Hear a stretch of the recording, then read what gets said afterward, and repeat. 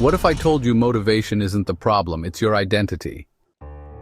Most students struggle with motivation, but what if there was a way to make success automatic?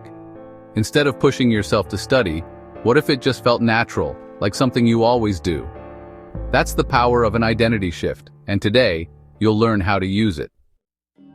Motivation is like a battery. It runs out when you need it most.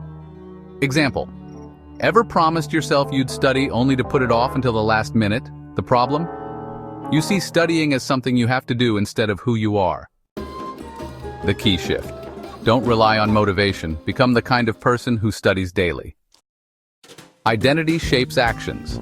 If you believe you're an athlete, you train. If you believe you're a student, you study. For example, instead of saying, "I need to study," think, "I am the kind of person who studies every day." This small shift rewires your brain. Suddenly, skipping studying feels wrong, like going against who you are. Step 1. Decide who you want to be. Not "I want to study more, but I am a focused student." Step 2. Prove it with small wins. Sit down and study for just 5 minutes. Identity is built through action. Step 3. Reinforce it daily. Every time you act like the person you want to be, you strengthen that identity. Even if you don't feel like a focused student, act as if you are. For example, athletes don't always feel like training, but they do it because that's who they are. When you act like the person you want to be, your brain starts believing it.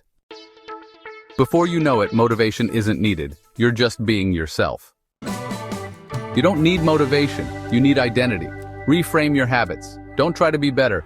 Become the kind of person who naturally succeeds.